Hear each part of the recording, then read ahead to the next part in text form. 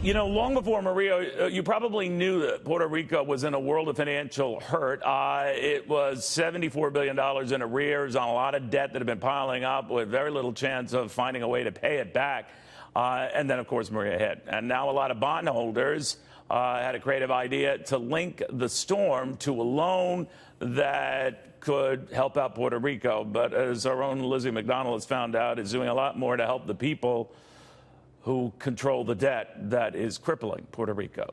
Tell me what's going on here, Lizzie. Yeah, good to see you, Neil. You know, you're right. Hurricane Maria damaged Puerto Rico so badly that the entire island was left without power, and that shut down water and is now endangering lives. And Wall Streeters are now riding to the rescue, but even Wall Street traders warn that their new rescue plan that they're offering is a costly, predatory deal that would still drown Puerto Rico in debt while letting bondholders extract quick cash for themselves. Here's how it works. Bondholders are now trying to sell Puerto Rico a new deal that would restructure its old bonds that now trade about half of their initial value, but at the same costly terms that Puerto Rico had already rejected in favor of a crack at a bankruptcy restructuring. The deal is this. Wall Street firms would first erase $150 million worth of debt that Puerto Rico owes. This is off of a basket of $2 billion in bonds. But in exchange, Puerto Rico would get charged a high rate of interest on what some call, or some on Wall Street are calling, a new predatory loan, a new $1.85 billion loan with the same costly terms that Puerto Rico had already rejected in favor of bankruptcy. The new deal calls for Puerto Rico to pay back this new loan about twice the cost of what some of the bonds are currently trading for. Now, Wall Streeters argue that, you know, no one else is lending Puerto Rico money, that banks are not charities, that this is the free market at work. But there's also this. Bondholders are selling the new loan as helping Puerto Rico qualify for FEMA federal matching funds, since Puerto Rico needs to show FEMA it can get credit. The problem is Wall Street kept piling debt onto Puerto Rico because its high-yield tax-free bonds made everybody on Wall Street look good.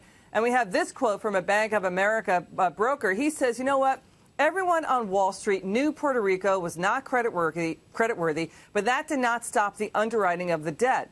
What industry does Puerto Rico have to support that debt burden? None. That did not stop the banks. All the same players as the mortgage crisis are involved in the Puerto Rican debt crisis. Neil, back to you. Liz, if I'm hearing correctly, this is shocking. In other words, using the hurricane and the disaster and all the grief that Puerto Ricans are experiencing as a way for these debt holders to exact a loan at what would be normally onerous terms to a country still reeling, just so they can get their money back on an obligation. Yeah, that's right, Neil. And what's happening is they're saying, well, you know, we'll give you a grace period, maybe 1 or 2 years. You don't have to pay anything back. But the high rate on the loan means Puerto Rico will owe $500 million a year on this new loan. It's sort of what happened, Neil, when you were reporting on what happened with Greece, when Greece collapsed. The predatory lenders stepped in. No one else would lend Greece money, and they got a lot of money out of Greece in restructured bond deals. The same thing is happening with Puerto Rico. This sounds even wormier when you factor in that they need the money anyway. So Puerto Rico probably desperately needs the dough on whatever the terms, so it can use a collateral for more FEMA money, right? Yeah, that's exactly what is going on. And you know what? Well, some other guys on Wall Street we talked to said, you know what? Puerto Rico, you do not have access to other funds. You got to take this money, Amazing. This deal that Wall Street is offering. All right. Thank you, Lizzie. Excellent reporting. Ricardo